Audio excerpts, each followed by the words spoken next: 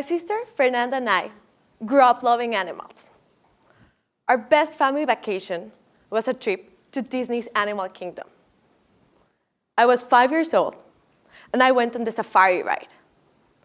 When I saw the reenactment of poachers trying to steal a baby elephant, my heart beat so hard, I still remember how it pounded.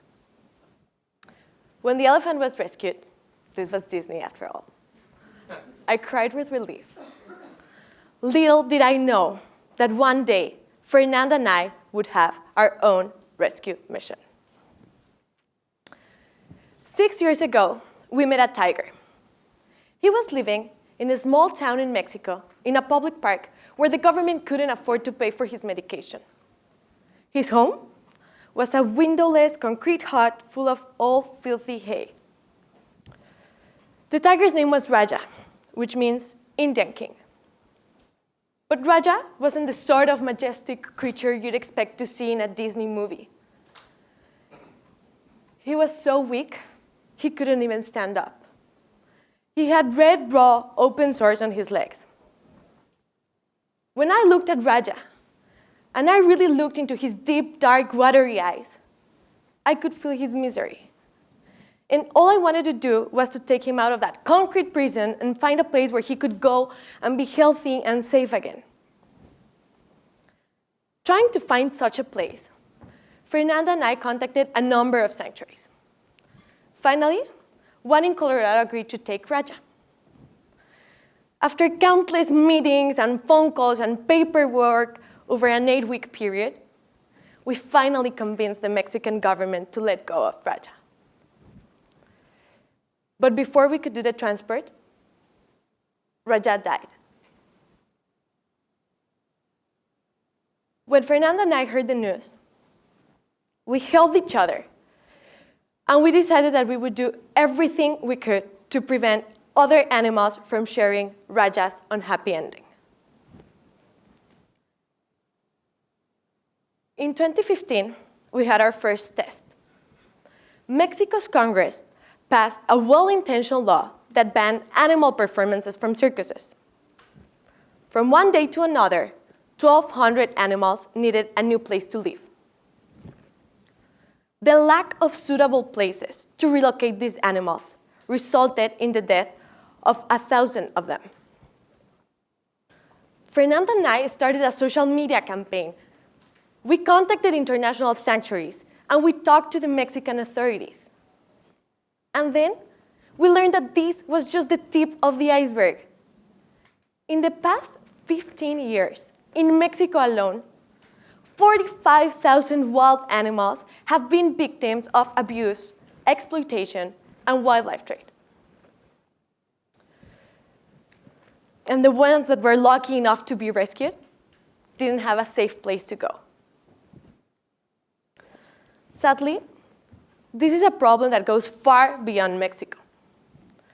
According to the World Wildlife Organization, environmental degradation, together with illegal wildlife trade, has led to an extinction rate between 1,000 and 10,000 times higher than the natural extinction rate. Since 1976, we've wiped out 60% of the world's wildlife. Recently, the last male white rhino died. There are still 2 female white rhinos in the planet. But when they die, the whole species will be gone forever.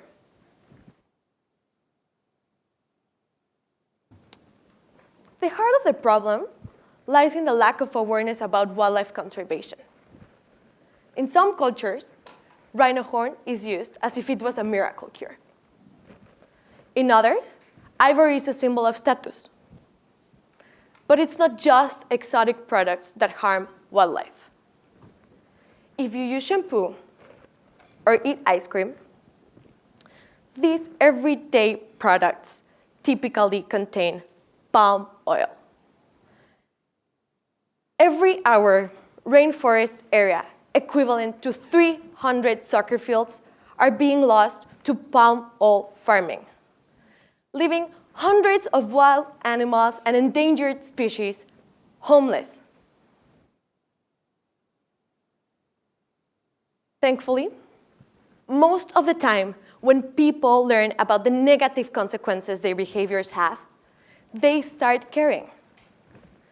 Each one of us in this room can make a difference by changing some of our behaviors.